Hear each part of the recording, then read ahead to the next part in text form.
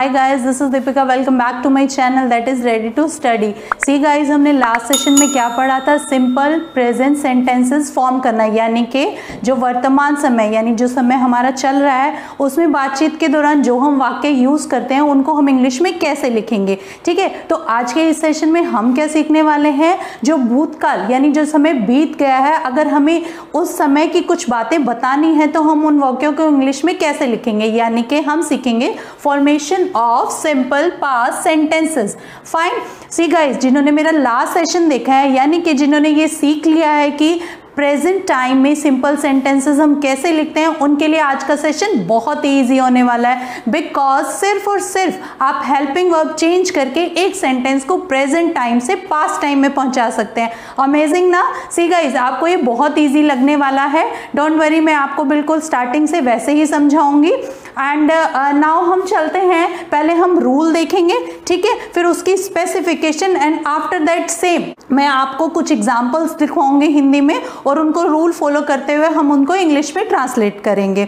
See guys, same concept है कि जो ये सेंटेंसेस हैं वो सिंपल हैं, यानी कि इनमें ना ही कोई प्रश्न पूछा जा रहा है, ना ही कोई नकारात्मक भाव प्रकट हो रहा है, यानी कि नहीं शब्द का प्रयोग हम नहीं कर रहे हैं। ठीक है, एंड सेकेंडली ये पास्ट टाइम के हैं, एंड थर्डली ये बिल्कुल सिंपल सेंटेंसेस हैं।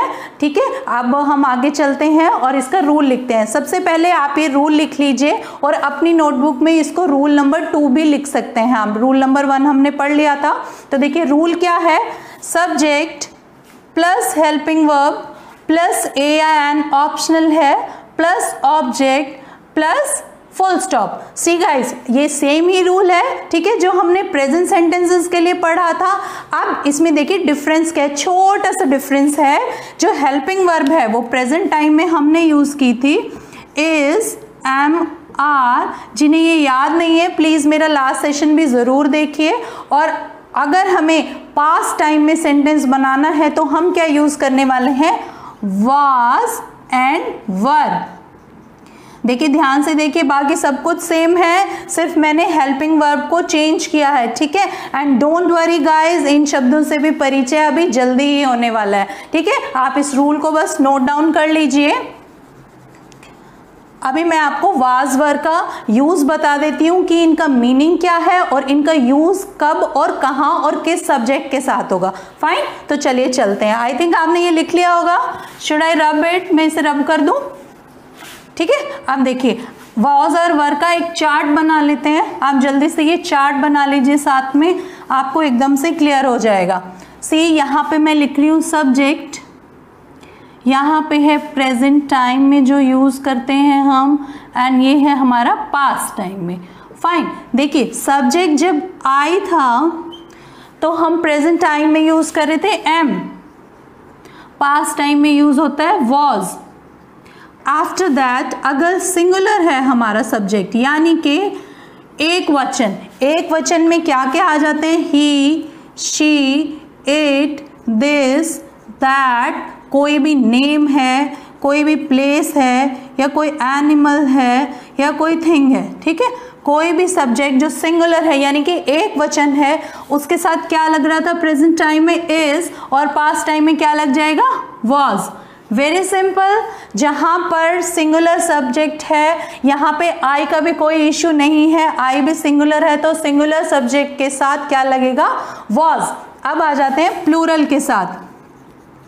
प्लूरल यानी बहुवचन। प्लूरल में क्या क्या आएंगे? We, they, these, those, group of people, group of animals, group of things, all are plural. उनके साथ प्रेजेंट टाइम में हम यूज करते हैं आर और पास्ट टाइम में हम यूज करने वाले हैं वर। ठीक है, and now exception is always there. यहाँ पर भी एक एक्सेप्शन है। अब मैंने क्या इसको छोड़ दिया है? यस राइट, यू को। जो यू है चाहे वो सिंगुलर फॉर्म में यूज हो या प्लूरल में, हम ऑलवेज यूज करेंगे वर, जैसा कि हम प्रेजेंट टाइम में यूज करते थे आर। फाइन, ये चार्ट सिंपल है, आपको बिल्कुल क्लियर हो गया। Just we need to remember कि हेल्पिंग वर्ब कैसे चेंज होनी है। फाइन, ठीक है, मैं फटाफट से समराइज कर दे रही हूँ कि जब सिंगुलर है एक्सेप्ट यू को छोड़ दीजिए, सिंगुलर सब्जेक्ट के साथ वॉज, प्लूरल सब्जेक्ट के साथ वर एंड यू के साथ ऑलवेज क्या लगेगा हमारा वर। अब देखिए मैं आपको इनका मीनिंग भी लिख देती हूँ। वॉज क्या होता है हमारा था और वर का मीनिंग होता है थे। ठीक है, अब हम कुछ सेंटेंसेस लिखते हैं और उस रूल को फॉलो करते हुए उसको इंग्लिश में कन्वर्ट करेंगे and I am damn sure आपको ये बहुत अच्छे से समझ आ जाएगा। ठीक है, इजी है ना। देखिए मैं यहाँ पे लिख देती हूँ, शॉर्ट फॉर्म में लिख रही हूँ, subject plus helping verb plus optional a या an plus object and plus full stop. Fine, helping verb क्या है, वॉज या वर। अब मैं इसको हिंदी में सेंटेंस लिखूंगी एंड हम इस रूल को फॉलो करते हुए इंग्लिश में कन्वर्ट कर देंगे। फाइन, सबसे पहले सबसे सिंपल एग्जांपल मैं ले रही हूँ, मैं भूखा था। ठीक है, अब थोड़े से और वर्ड्स भी सीख लेते हैं। मैं भूखा था। देखिए वन मोर थिंग गाइज, देखिए मैं आपको ऐसा कुछ ये रूल नहीं बता रही कि आपको पहचानना है कि ये पास्ट में है या प्रेजेंट में है। अभी है आया तो प्रेजेंट में। देखिए आप एक नॉर्मल IQ भी यूज़ कर सकते हैं। अगर आप एक वर्तमान यानी कि आपके फादर क्या करते हैं तो आप है ही लगाएंगे ना। और अगर मान लो दादाजी के बारे में जो पहले बीते हुए समय में कुछ कर रहे थे तो आप थे ही लगाएंगे उनके बारे में। लाइक भाई मेरे दादाजी आई सर्जन थे, ठीक है, मेरे दादाजी जज थे, तो थे लगाएंगे ना। तो ये आप नॉर्मल IQ भी यूज़ कीजिए कि जब आप प्रेजेंट टाइम की बात करते हैं तो ऑब्वियस है कि आप है, हूँ या हैं यूज़ करेंगे, और जब हम बीते हुए समय की बात करते हैं तो था या थे यूज़ करेंगे। ठीक है, now coming back to the topic. देखिए मैं भूखा था, तो देखिए ये पूरा बीते हुए समय की बात है तो पास्ट सेंटेंस हो गया। ठीक है, और इसमें कुछ भी प्रश्न नहीं पूछ रहे या कोई नकारात्मक वर्ड नहीं है, तो ये क्या हो गया हमारा सिंपल सेंटेंस हो गया। ठीक है, तो सिंपल सेंटेंस को हम इस रूल के तहत इंग्लिश में कन्वर्ट करेंगे। सबसे पहले देखो इसमें से सब्जेक्ट ढूंढते हैं। सब्जेक्ट है मैं के बारे में बात हो रही है। मैं को इंग्लिश में क्या कहते हैं, आई। ठीक है, उसके बाद हमने क्या यूज करना है, हेल्पिंग वर्ब। आई के साथ क्या हेल्पिंग वर्ब यूज होती है, अभी हमने चार्ट पढ़ा था, दोबारा से मैं रिकॉल कर देती हूँ कि जो सिंगुलर सब्जेक्ट है उसके साथ वॉज यूज होगा, वॉज। आफ्टर दैट ए या एन की यहाँ नीड नहीं है। उसके बाद है ऑब्जेक्ट। ऑब्जेक्ट क्या है, भूखा। भूखा को इंग्लिश में कहते हैं हंग्री, HUNGRY, हंग्री। ठीक है, मैंने यहाँ लिखा HUNGRY, hungry, and after that full stop. देखिए हो गया ना फटाफट से चेंज।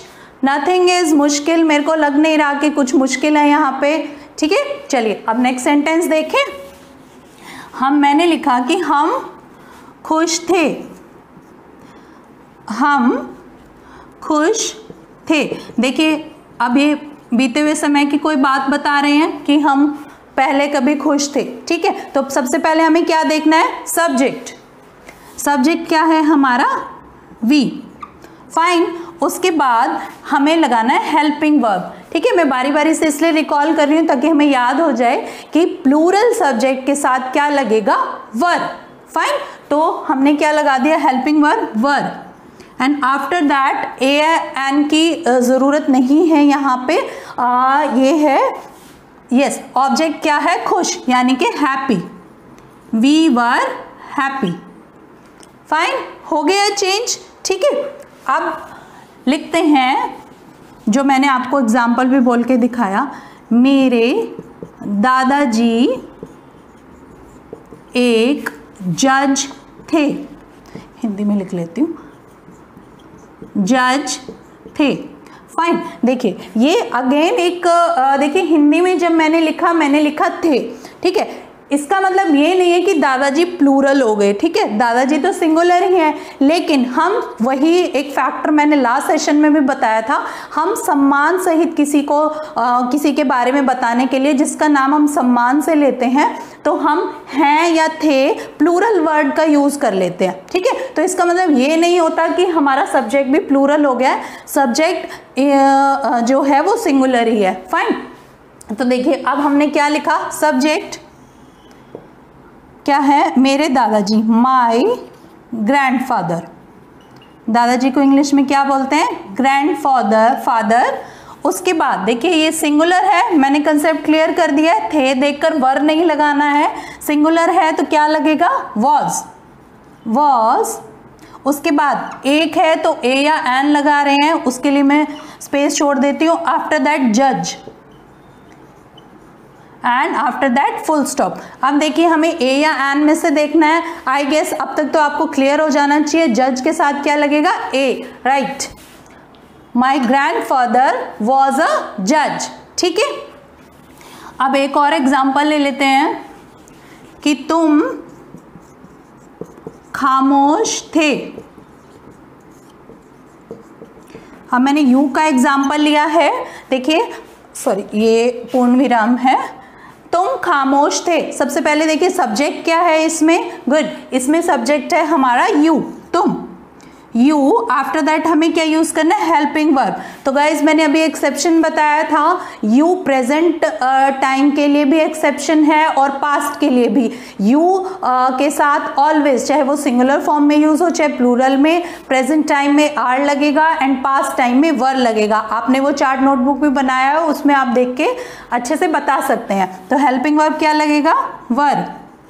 एंड खामोश, आफ्टर दैट ए और एन की जरूरत नहीं है, ऑब्जेक्ट क्वाइट।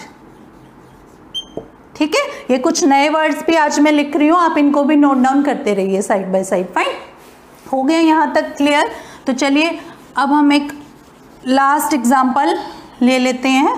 मैं स्कूल में था। देखिए इसमें आपको एक और चीज़ सीखने को मिलेगी, जब भी हम उसके बाद जब हम प्रीपोजिशन एक टॉपिक होता है उसमें पढ़ेंगे कि इन कहाँ यूज़ होता है, इनसाइड, एट, अपॉन, ये सब चीज़ें पढ़ने वाले हैं। ठीक है, अभी थोड़ा सा इसमें एट का यूज़ होगा। आप देखिए इसमें क्या लिखना है? सब्जेक्ट क्या है? आई। ठीक है, आई के साथ क्या लगता है? वॉज। ए या एन के ऑप्शन की ज़रूरत नहीं है। स्कूल में था, इसके साथ ऑलवेज लगता है I was at school. Fine, ये थोड़ा सा आपको याद रखना है। ठीक है, देखिए मेरा मेन मोटिव था आपको सिंपल पास्ट सेंटेंस का रूल समझाना, जिसमें हम सिर्फ कोई बात बता रहे हैं, कोई काम नहीं हो रहा है, कोई क्वेश्चन नहीं पूछा जा रहा है, ना ही कोई नकारात्मक वर्ड का प्रयोग हो रहा है। ठीक है, ये सारे सेंटेंसेस हमने इस एग्जाम्पल के इन एग्जाम्पल के थ्रू समझ लिए हैं। इस रूल को भी अच्छे से याद कीजिएगा।